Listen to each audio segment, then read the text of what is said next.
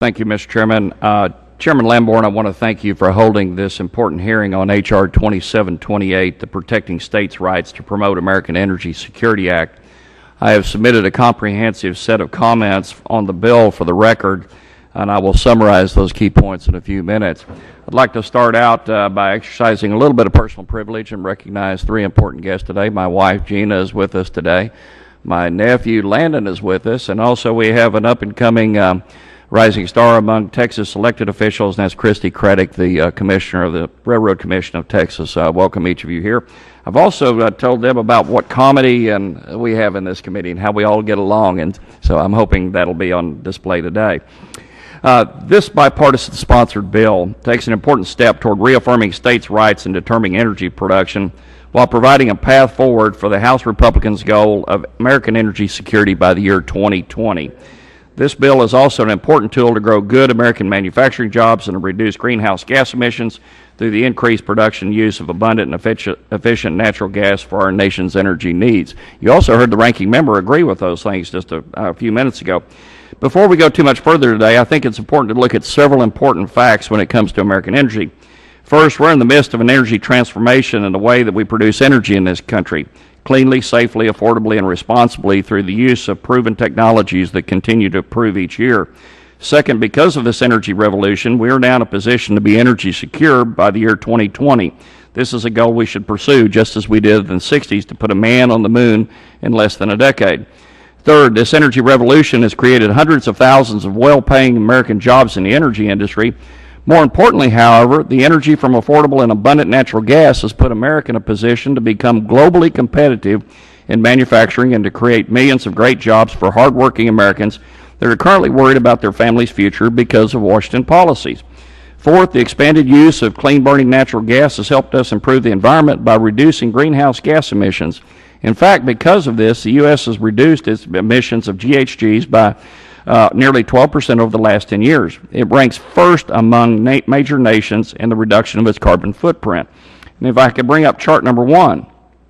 Fifth, this resurgence of American energy production has occurred on state and privately owned lands, while energy production on federal taxpayer-owned lands has declined over the last 5 years because of the Obama administration's war on America's oil and gas and coal companies and the jobs that come from the employers in these industries.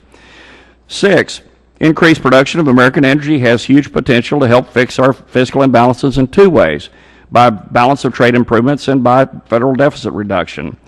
7th, with respect to hydraulic fracturing, there are at least 10 different federal agencies, and we bring up chart number 2, that are studying the potential imposition of new federal rules to restrict hydraulic fracturing.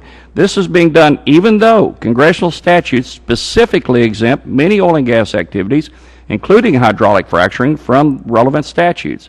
These statutes essentially leave the bulk of the regulation of the oil and gas operations to the states. Nonetheless, the Obama administration is attempting to circumvent these exemptions by new rulemaking, change performance standards, and coordinated lawsuits with third-party environmental groups. This has resulted in numerous federal agencies, including the Department of Interior, attempting to restrict the use of this essential American energy technology. 8th, the Obama administration's assault on hydraulic fracturing is a solution in search of a problem that does not exist. Despite lots of rhetoric and innuendo, the federal government has found no evidence of groundwater pollution or significant environmental issues from hydraulic fracturing technology.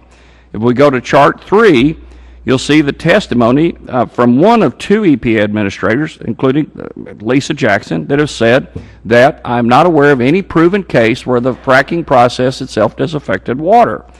If we go to the next chart, former BLM Director Bob Abbey testified that hydraulic fracturing is safe and there have been no proven cases where hydraulic fracturing has affected groundwater. In chart number 5, we see testimony from newly appointed Secretary of Energy Secretary Ernest Moniz. He testified there's been no incidents of groundwater pollution from the hydraulic fracturing process. He has also been a strong advocate for states having the primary role in regulating hydraulic fracturing. Just last week, the Department of Energy released results from an ongoing federal study of hydraulic fracturing suggesting that this drilling technique is not contaminating drinking water aquifers in the Marcellus Shale. These are 8 important facts regarding today's American energy revolution. This discussion brings us why we're here today. to stop the federal government's next big threat to the current American energy revolution, the assault on hydraulic fracturing. And so one of the things in Congress, we frequently address the powers of the states versus federalism on a myriad of issues, from health care to labor to education. The bill before us today is not a question of regulating or not regulating hydraulic fracturing. The bill before us today is about empowering local self-government and placing a check on the growth of an out-of-control, one-size-fits-all federal government. I will end by posing a question. Why do we need two sets of regulation on any industry when one set of effective and proven regulations is already working?